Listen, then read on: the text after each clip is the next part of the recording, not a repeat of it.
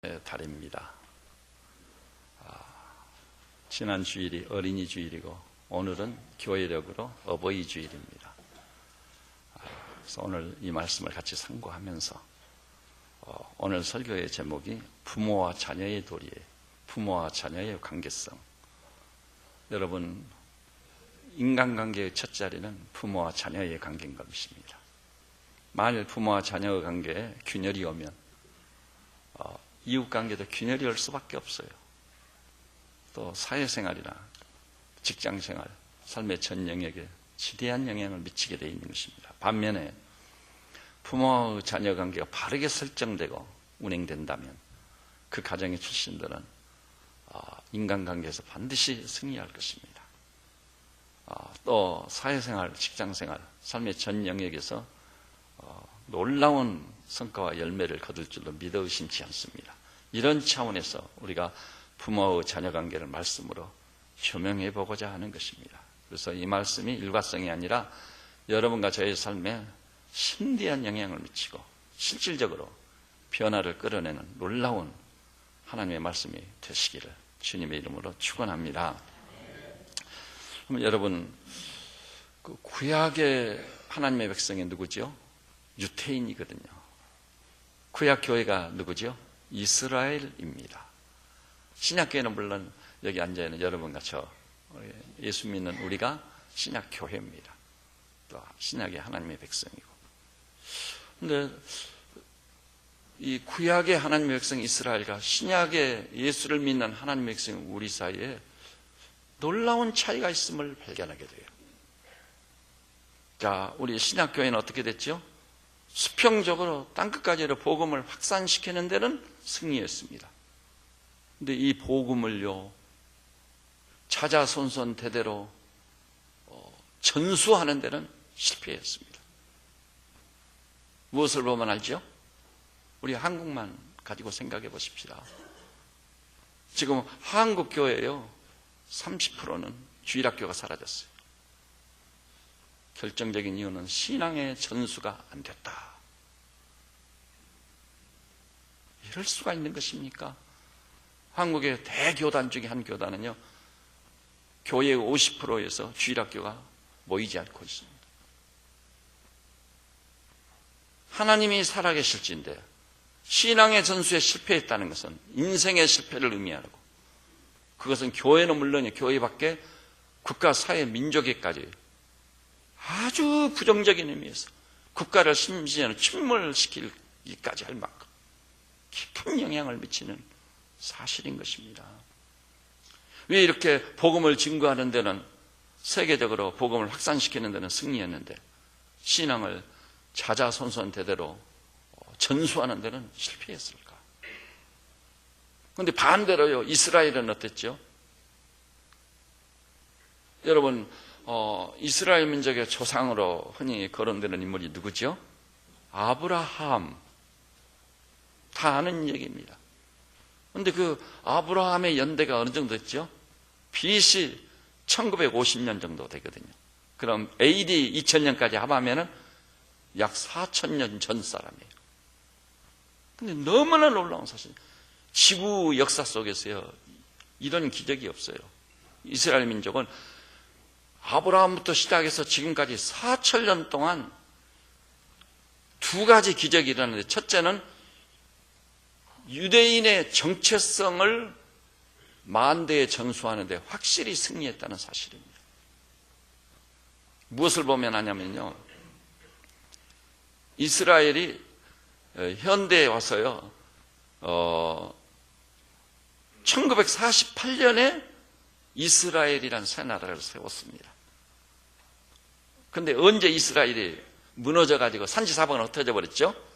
AD 75년에 로마의 티도 장군에 의해서 예루살렘이 함락당하고 이스라엘이 완전히 점령군의 말맞굽에 신음하게 됐어요.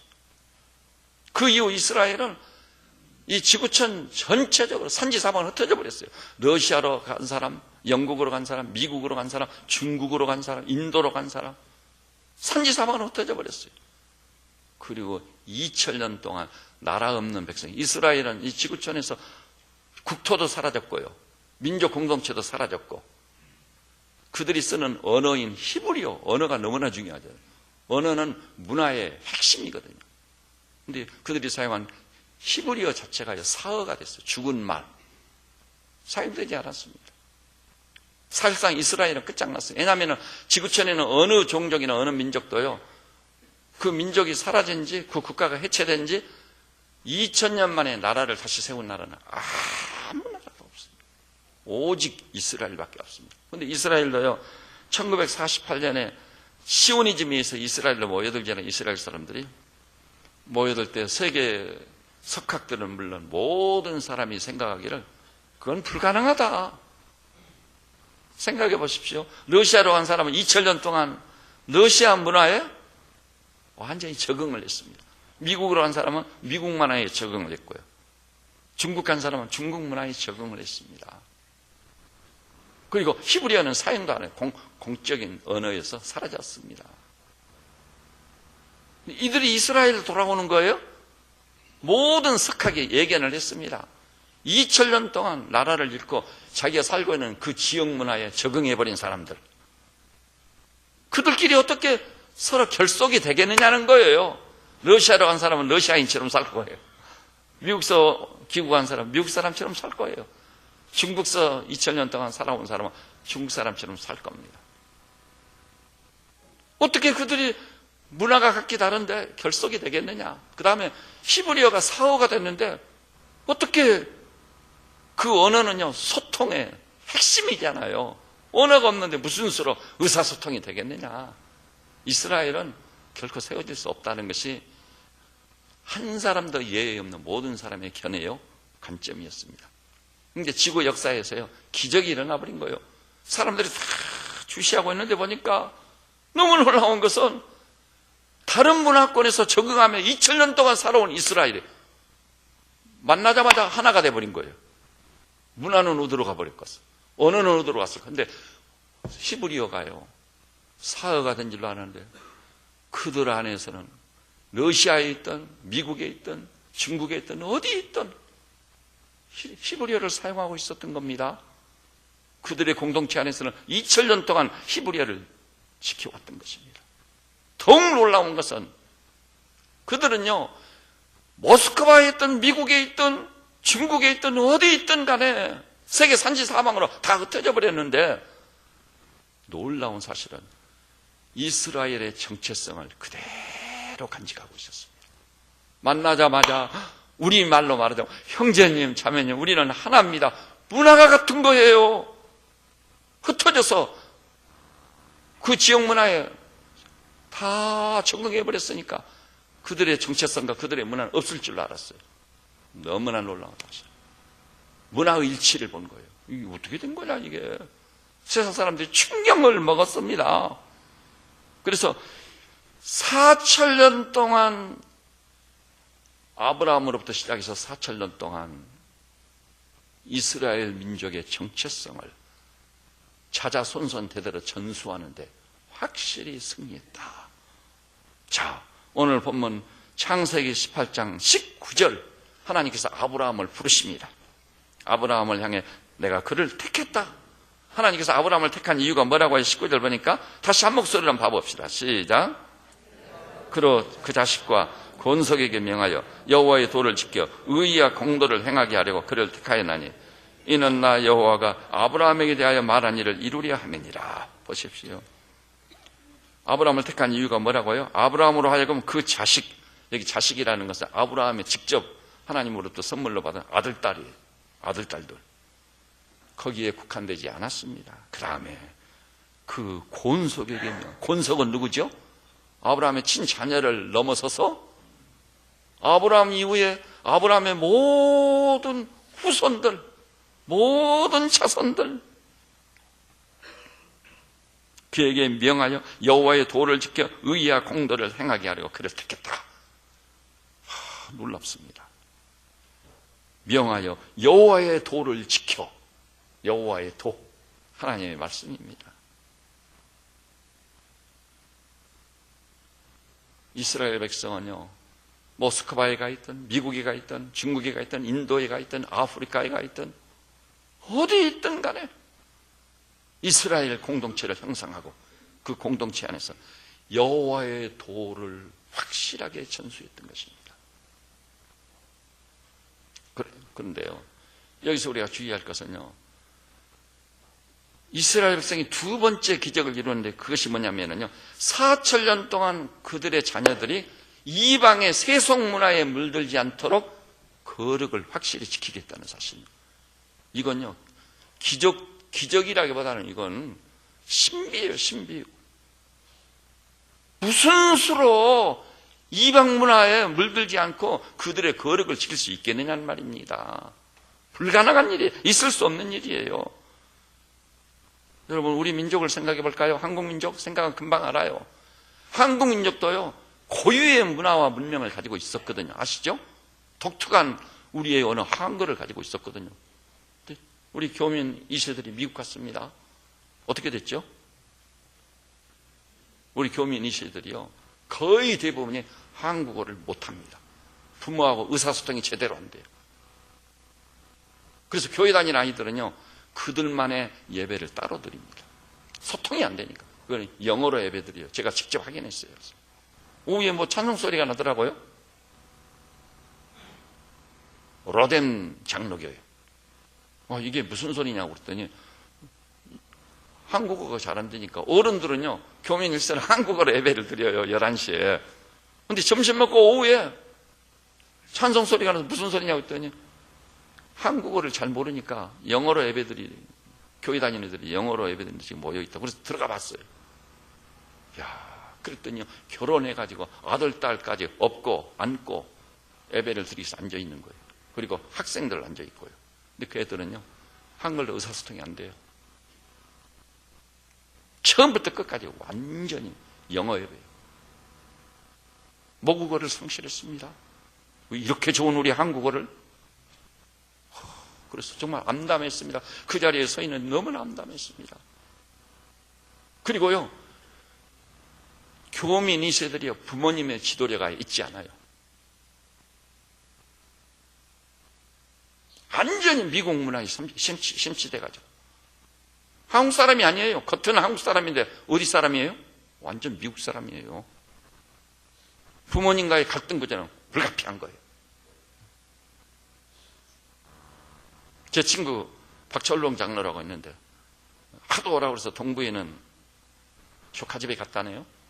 그런데 이놈들이 한국서 온 어른을 몰라보고 아침부터 빵하고 커피를 내놓는 거예요.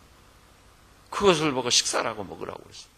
근데 아무 가책도 없고 사려 깊은 배려가 전혀 없는 거예요. 아침 그거 같이 먹는 거예요. 근데 자기는 그것까지는 아침이 안 되는 거예요. 그래도 밥하고 국을 먹어야, 그렇지 않아요? 국에다 밥을 말아서 김치를 곁들여 먹어야 이 밥이 되는데, 그래가지고 미국에 있으면서 죽을 맛이었대요. 와가지고 양 목사 이럴 수가 있느냐고. 저희들은 커피하고 빵하고 먹는다 할지라도 나한테는 국하고 밥을 줘야지. 그래서 다시는 가지 않겠나라고. 상처받고 왔다고. 상처받고 왔어요. 여러분, 근데 유태인들은, 우리 한국인들은요, 제가 결정적인 한 가지 상황을 했어요. 중학교 교장을 하고 권사님이고, 그 남편은 아주 그 당시에 그 연령층에 서울대 출신이니까 아주 인류대학 출신. 그런데요, 그 아들들이요, 그 어머니에게 탁끌만큼 더 복종하는 기색이 없어요. 자기 주장이에요. 자기 개성제일주의예요.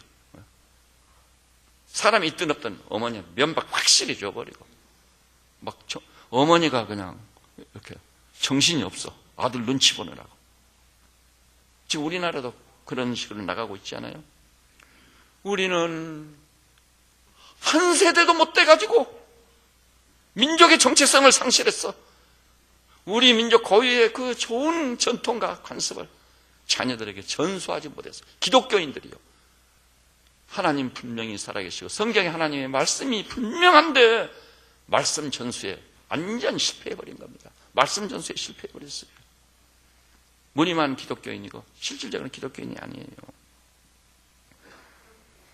여러분, 그래서 우리는 신약교회를 섬기는 성도들로서 생각을 해봐야 돼요. 우리가 땅끝까지 복음 전하는 데는 승리한 것 같았는데 가정의 정체성과 자녀에게 복음을 전수하는 일은 왜 이렇게 확실히 실패했는가? 현실적으로 대교단이 50%가 주일학교가 없어져 버렸으니까 신앙 전수에 실패한 것은 틀림없는 사실이잖아요. 왜 이렇게 됐는가? 여러분, 이렇게 악이 급속도로 확산되는 이 타락한 수평문화의 전염 속에서 가정의 거룩을 지키는데 우리는 확실히 실패했습니다. 그런데 어찌하여 유대인들은 그것을 성공했느냐 이 말이에요. 유대인들은 어찌하여 성공을 했단 말인가? 그것도 한 세대는 30년 아니에요. 30년이 아니라 얼마 동안? 4천년 동안. 그러니까 이건 기적이 아니라 신비다 차라리. 아브라함에게 하나님이 이렇게 명령했잖아요. 아브라함으로 하여금 그 자식과 권속에게 명하여 여호와의 도를 지켜 의와 공도를 행하게 하려고 그를 택했다. 이것이 구약의 지상명령이에요. 그런데 이스라엘 사람은 이 지상명령을 지켰습니다. 그래서 그들은 어떻게 한 줄 아세요? 하나님이 주신 그 말씀으로 훈련과 연단이 돼서 거룩을 이루었는데 그 거룩을 지키기 위해서 어느 정도 한 줄 아세요? 내적인 거룩을 지키기 위해서 누룩이라고 상징되는 일체의 모든 것을 완전히 제거했습니다. 그래서 여러분, 유월절이라는 걸 유대인들은 1년에 한 번씩 맞이하는 유대인의 최대의 명절이잖아요. 유월절. 출애굽을 기념하는 유월절. 유월절이 되면은요, 온 가족이 모입니다. 가장의 지도를 하에 집 안팎을 다 쓸고 닦고 이불을 다 털고 가재도구를 다 닦고 그리고 서랍을 다 열어서 다 엎고 다 걸레로 닦고 그래서 누룩이라고는 털끝만큼도 없이 제3, 제4 완벽하게 제거해버리는 거예요. 근데 이 누룩이 뭘 의미하는 줄 아세요? 그래서 누룩을 다 제거한 다음에는 그 지역에는 랍비, 감독관이 와서 집안을 조사해요. 누룩이 어디? 여러분, 빵을 먹는 사람은 누룩이 필수적이잖아요. 빵을 부풀게 해야 되니까. 누룩을 완전 무결하게 제거해버리는 거예요. 근데 그 누룩이 상징하는 게 뭐라고요? 유태인들은요, 가정의 거룩을 지키기 위해서 누룩을 제거할 뿐만 아니라 누룩이 상징하고 있는 마약, 술, 비데오, 음란물, 누룩이라고 생각되는 거 신속히 확산되고 사람을 변질시키는 이 무서운 세속적인 문화의 선물들 완전히 제거해버려요. 그래서 유대인의 가정은요, 우리 한국인 가정과 비교해 볼 때요, 거실 가면 딱 안 돼요. 우리 거실에는 뭐예요? 우리 한국인들은 좀 거실이 전부요 소형 극장이에요. 다 아시죠? 여러분, 소형 극장을 가지고 있는 거예요. 그리고 거기서는 그 채널만 잘 돌렸다 하면 온갖 영화든 뭐 세상에 완전히 썩어빠진 문화 한 번에 다 볼 수 있는 거예요. 어른이고 아이고. 그것도 채널이 뭐 요즘 뭐니까 뭐 수백 개. 그러니까 무슨 수로 지탱하겠어요? 안 되는 거예요. 왜냐하면 그 극장 역할을 하는 텔레비전이나 소위 뭐 스마트폰이라든지 또 컴퓨터 이런 것은 시청각적이에요. 시청각적. 확실히 각인시켜버리거든요. 꿈속에서도 나와버리는 거예요. 자기도 모르면서 자연스럽게 나오는 거예요. 자연스럽게. 그것이 이 백성과 이 나라를 완전히 부패하고 타락하게 만들었어요. 완전히 썩어버린 거예요. 썩어버려요. 여러분, 우리 교회 정탁 옆에요, 항상 느티나무가 있었어요. 여기 계단 있는 느티나무하고 똑같이 심은 거거든요. 그렇게 근사했습니다. 그런데 제가 새벽기도 인도하는데 바람이 한번 확 지나가더라고요. 나가서 보니까 그 나무 딱 부러져 버린 거예요. 아니, 이렇게 잘 자란 느티나무가 부러져 버리다니 이럴 수가 있는가 봤더니요, 벌레가 먹어서 썩어가지고 있는 거예요. 아무리 씩씩하고 겉모습이 멀쩡한 느티나무도요, 속이 썩은 것은 탁 부러져 버립니다. 따라서 합시다. 속이 썩은 나무는 바람에도 부러진다. 여러분, 가정이라고 별 수 있어요? 나라라고 별 수 있어요? 이 나라가요, 폭삭 썩어가지고, 아니, 우리나라에요, 성수대교가 부러져 버렸잖아요. 왜요? 철근을 제대로 안 썼어. 램건을 제대로 타설 안 해서 겉은 웅장하고 멋 있었는데 그 사람 얼마 쉬지도 않은 출근길에 버스 몇 대 지나가고 승용차 몇 대 지나가는데 딱 부러져 버린 거예요. 그 세계 사람들이 그 당시에 여행하는 우리 한국인들한테 그랬어요. 아니, 코리아는 어떤 나라냐 도대체. 다리를 어떻게 만들었으면 영국 같은 데는 다리를 만든 지가요 1100몇 년 된 것도 그대로 차가 버스가 지나가 기차도 지나가도 아무렇지도 않은데 웬일이냐는 거예요. 다리가 부러졌느냐고. 썩었으니까 딱 부러진 거예요. 상품백화점 무너져가지고 죽은 사람이 몇 명이요? 자그마치 502명이요. 엄청난 사건이었어요. 그건 온 나라는 물론 세계가 진동해버렸어. 어떻게 코리아라는 나라는 그럴 수가 있느냐. 딱 보니까 4층으로 허가받아가지고 한 층을 더 올렸어. 그리고 옥상에다가는 수영장까지 쫙 멋지게 만들고, 그리고 재정적인 여유가 있는 사람들이 몰려가는 게 어디였어요? 삼풍백화점. 왜 무너졌어요? 폭삭 썩었으니 딱 무너져 버린 거예요. 서해 페리오. 왜 그랬어요? 길이다 보니까 폭삭 썩었어요. 죄 때문에 딱 침몰해 버렸어요. 대구 지하철 참사, 지옥이라고 그랬잖아요. 지옥. 이번에 서울 지하철도 1초만 브레이크를 안 눌러서, 일찍 안 눌렀으면 대참사가 날 뻔했어요. 대참사. 그게 뉴스 보도예요. 이게 뭐 어디든지 지금 다 썩어가지고 여기도 무너지고 저기도 무너지고 틈만 있으면 무너지는 굿이에요. 지금 이 나라는 지금. 왜요? 썩었기 때문에. 우리가요 깊이 생각해 봐야 돼요. 이건 1, 2년 때 축적된 일이 아니에요. 이 나라가 생긴 이래로 수십 년 동안 관행으로 굳어졌습니다. 습관으로 굳어졌습니다. 좋은 게 좋다고 안면이 있고 아름이 있고 검은 돈이 들어가면 틀림없이 되는 거예요. 안 될 일도 불법도 합법이 되어버리고. 재벌거래 회장님들 치명적인 실수를 했는데도 불구하고 돈 많이 쓰니까 8천억 사회 환원시키면 아무 일 없어. 감옥에 갇힌 일도 없고 법정에 출두할 일도 없어. 심지어 그렇게 썩었으니 나라가 무슨 수로 견디겠어. 썩은 나무가 부러지듯이 나라도 침몰되는 것이지. 엄청난 각성이 있지 않으면 안 됩니다. 근데 이스라엘은요 4,000년 동안 가정의 거룩을 지켜온 겁니다. 가정의 거룩을 지켜왔습니다. 그들은요 거룩을 지키기 위해서요 무슨 시간을 구별했습니다. 거룩이란 말로 원래 히브리어로 무슨 뜻이죠? 하나님을 위해서 구별된 것. 하나님을 위해서 구별된 시간이 뭐죠? 대표적인 게 안식일. 그들 안식일을 확실히 지켰어요. 여러분 아시죠? 저 유명한 6.1 전쟁. 이스라엘이 세워진 지도 얼마 안 됐는데 6.1 전쟁. 이 아랍권의 3억 인구 대 250만. 게임이 안 돼요. 이제 이스라엘은 지상에서 없어질 거다. 왜냐하면 3억 저 아랍권이요 이스라엘 사람은 모조리 지중해에다가 다 수장시켜버리겠다고 영기백벽이 일어나 공격에 들어갔거든요. 그런데 몇 요일 날 공격했겠죠? 이스라엘의 특성을 알고 있으니까 안식일 날 성벽을 넘어갔다 하면은 저놈들은 안식일을 거룩하게 지키겠다고 하고 있으니까 틀림없이 우리는 완성을 거둘까 단번에 짓밟아 버리자. 그런데요 진짜 안식일날 쳐들어갔더니 손을 놓고 있는 거예요. 이 사람들이 안식일 지키는데 거룩을 지키는데 여념이 없는 거예요. 그래가지고 질풍노도같이 막 쳐들어갔습니다. 근데 안식일이 딱 끝나자마자 반격을 했는데요 6일 만에 완승 거둬버린 거예요. 아시죠? 그래서 성지순례 가면은요 그 코스 중에 뭐 사막의 모래 속에 저 아랍 사람들이 버리고 간 대포 뭐 탱크 녹슬어 가지고 다 묻혀 있는 거 보셨죠? 지금 모래바람이 불어서 덮어는 걸로 지금도 볼 수 있어요. 그 정도 그들은 거룩을 지킨다. 적병이 성벽을 넘어오는데도 안식일이라는 거룩을 지키기 위해서 그들을.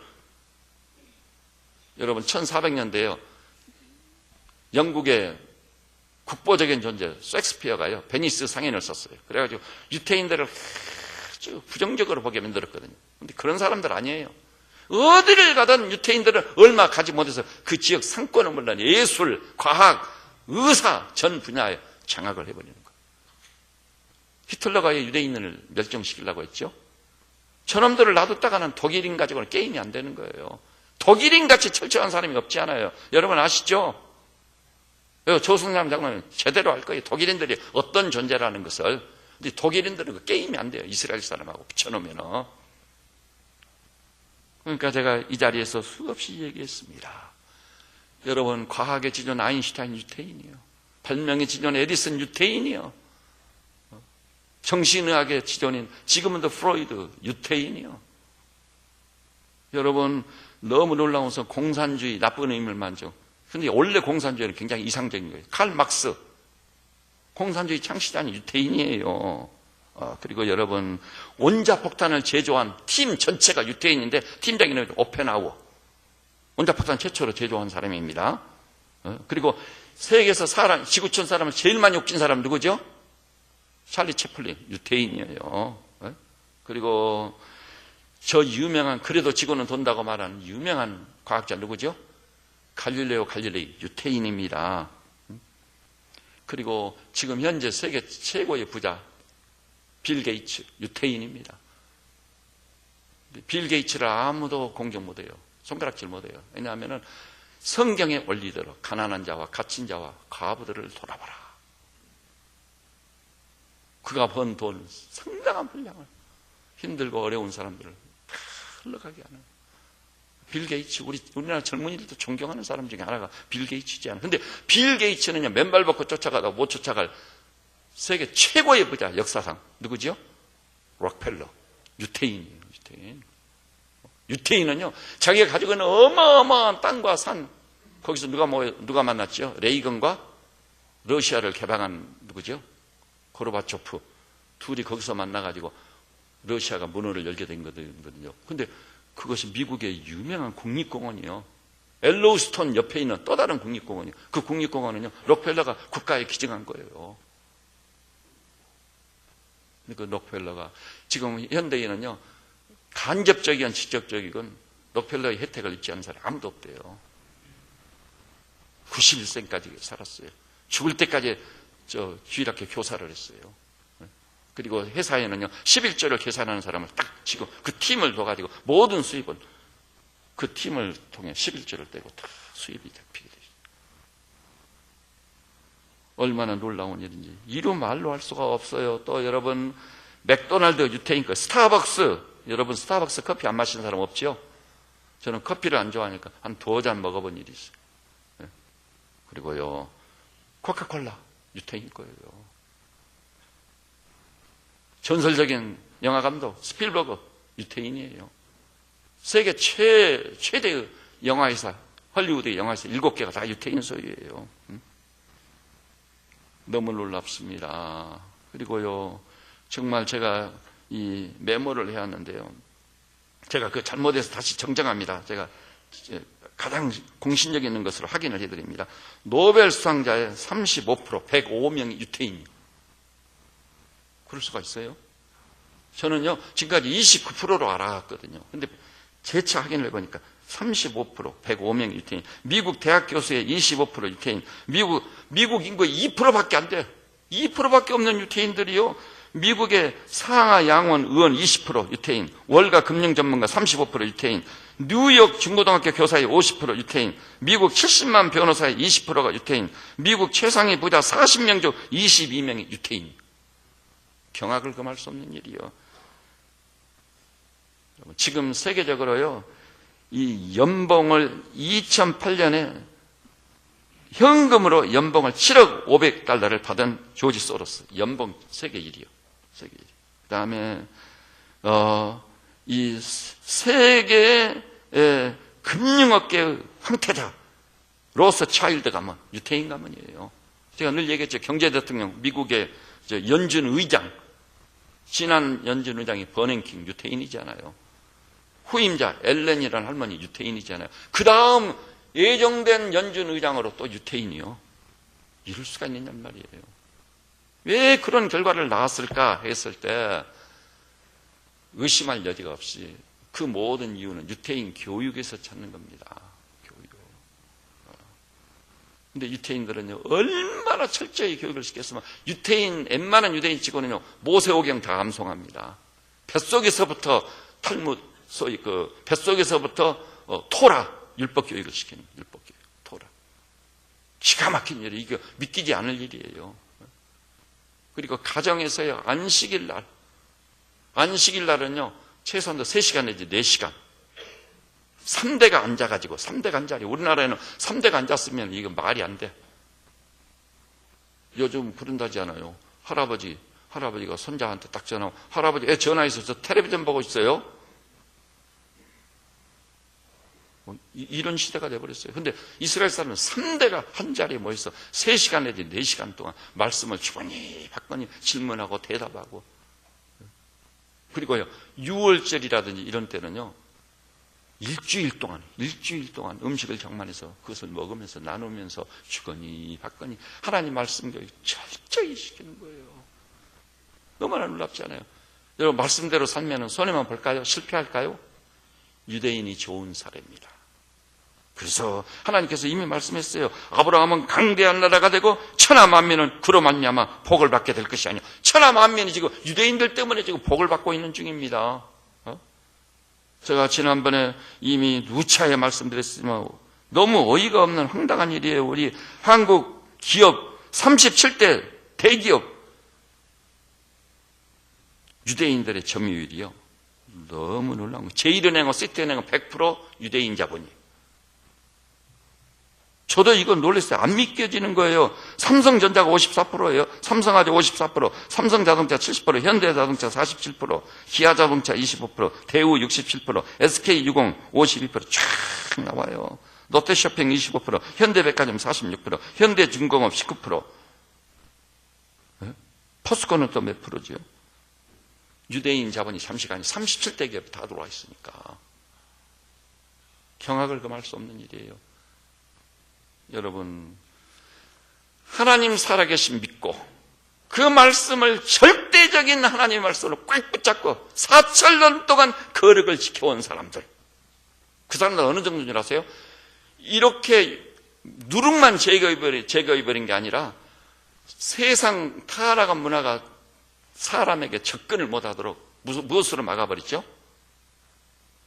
막는 것 있지 않아요? 막는 거, 그거 역청을 이겹삼겹으로 발라버리는 역청. 근데 그 중요한 핵심이 뭐냐면 자기 가정에 손님이 오잖아요. 우리 집을 방문한 그 손님이 누구냐? 아무나 들이지 않아요, 집안에. 그리고요, 유대인이 자기 자녀들이 친구 집에 놀러 간다 하잖아요. 그럼 어떤 집에 놀러 가느냐? 그것을 반드시 조사해요. 가도 좋은지를 조사하는 거예요. 직접 경험한 분 얘기를 들으니까 자기가 유대인을 너무나 좋아해서 유대인 공동체에서 살고, LA 근교에는 유대인 공동체에서 일부러 가서 거기 살고 있어요. 랍비들하고 아주 친구가 됐고. 뭔 모르고요, 랍비를 자기 집에 초청하려고. 미국의 소고기는 어떤 소고기인 줄 아시죠?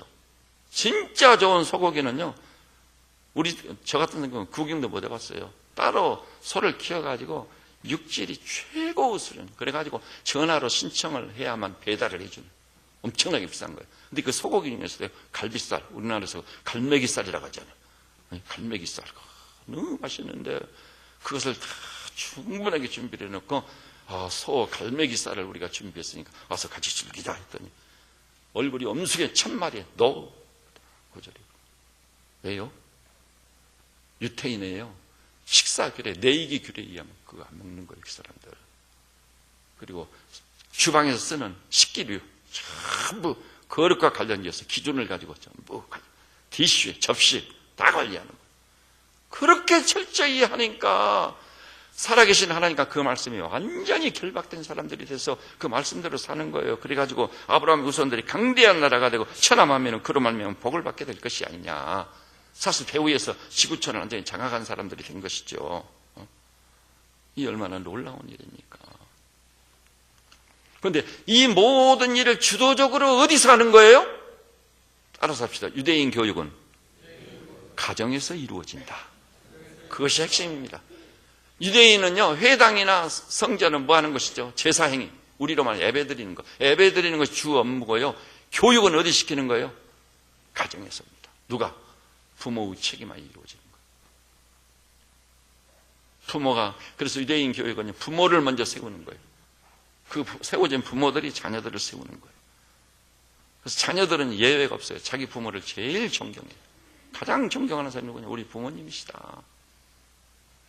그렇게 연단과 교육을 받았기 때문에 유대인들은 모스크바를 가든 중국을 가든 어디를 가든 순식간에 그 지역을 장악하는 거예요. 상권, 정치, 예술, 의료 다 장악하는 유대인들 다 장악하는 거예요.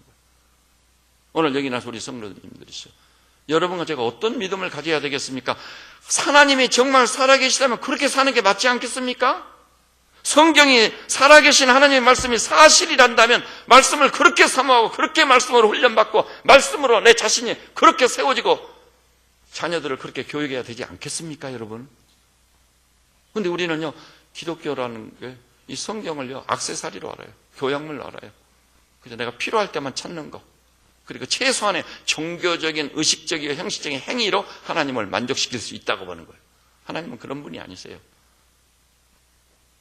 정말 우리가 거짓됐던 것들, 진실되지 못했던 것들, 신실하지 못했던 것들, 말로 하고 지키지 못했던 것들 다 쓸어내야 되겠습니다. 여기 본문에 나왔잖아요. 권속에게 명하여 여호와의 도를 지켜 의와 공도를 행하게 하려고. 늘 말씀드리죠. 우리는 뭐 하려고 말씀 접한다고요? 은혜 받으려고.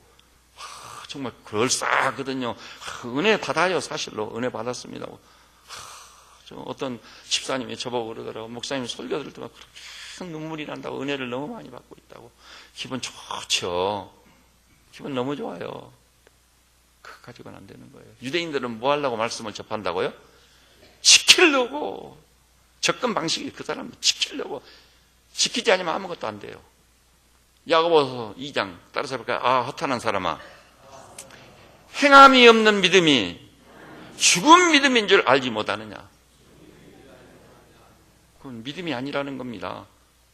한국 기독교인들 그 믿음이라고 떠드는데 그건 믿음이 아니에요.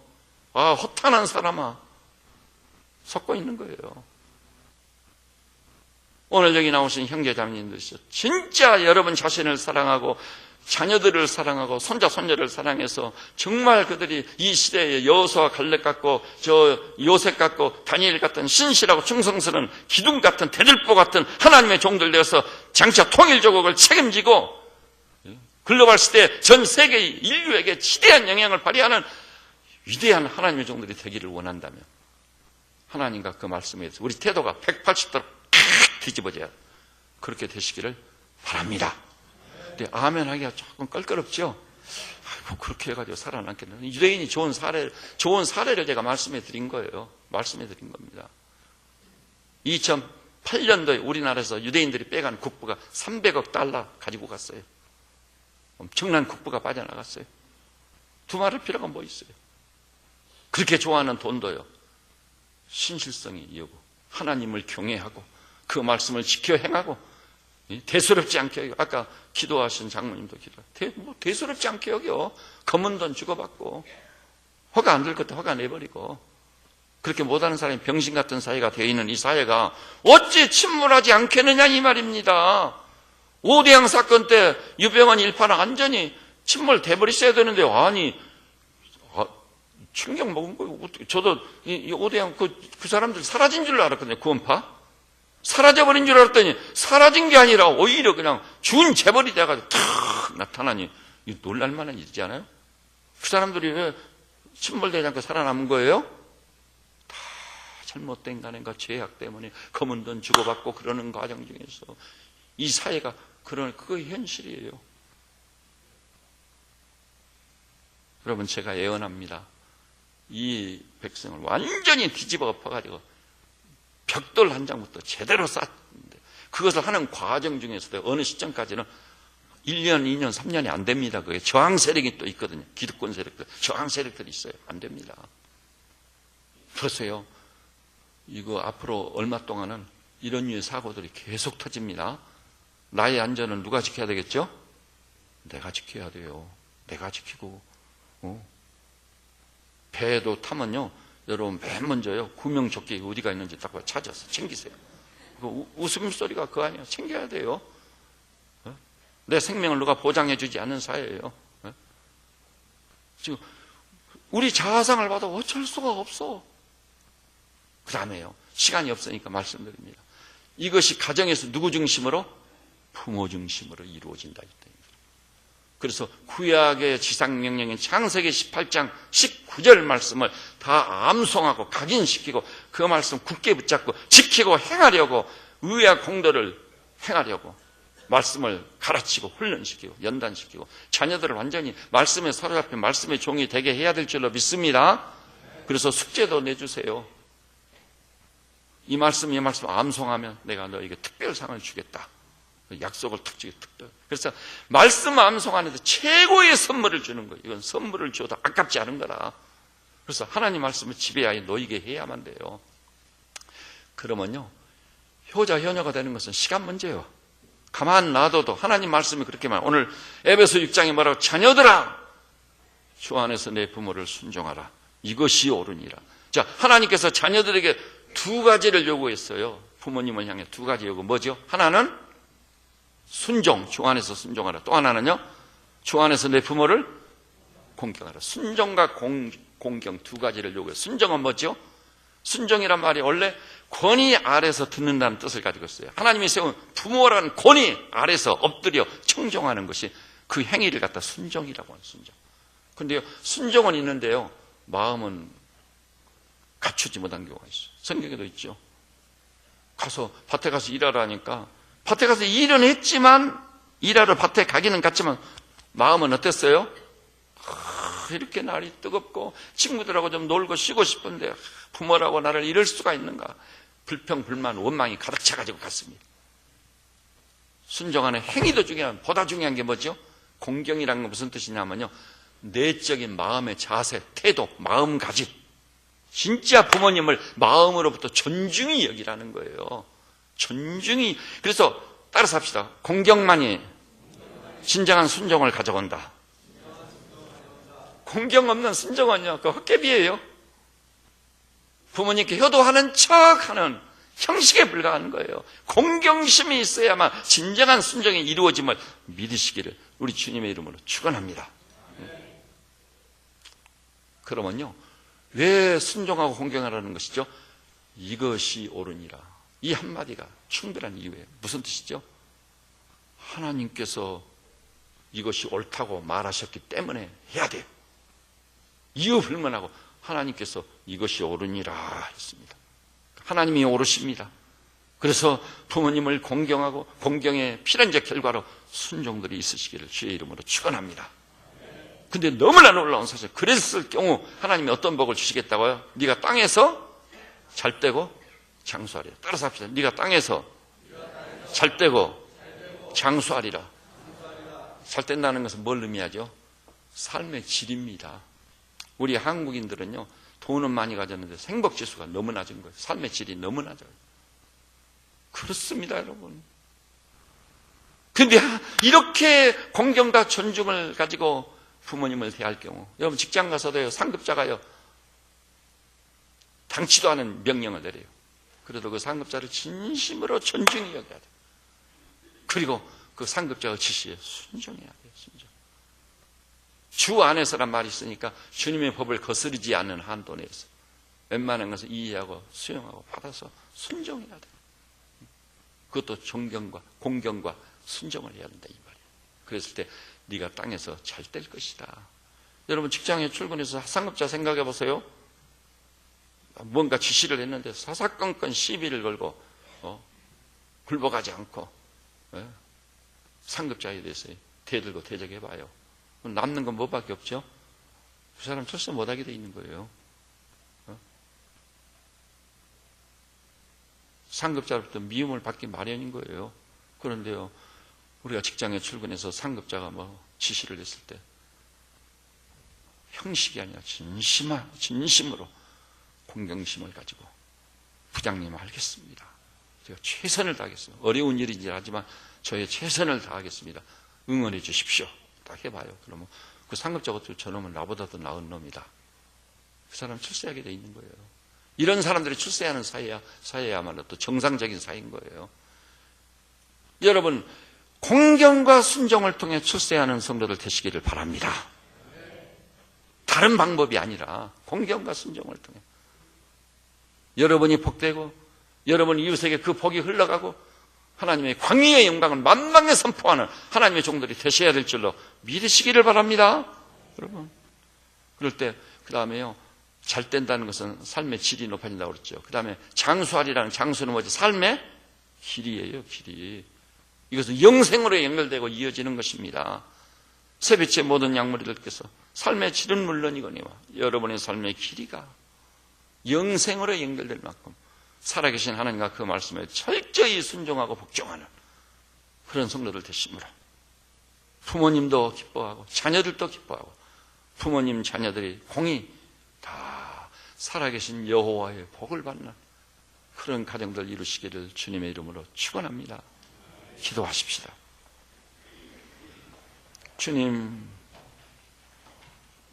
시대가 너무 혼란스럽고 악합니다. 하나님의 말씀이 맥히지 않는 시대입니다. 그럼에도 불구하고 어버이 주일을 맞이해서 우리는 하나님께서 좋은 사례로 보여준 유대인을 돌아보면서 오 주님, 우리는 하나님의 말씀을 받아서 지켜 행하는 데까지 가고자 합니다. 오 주여, 그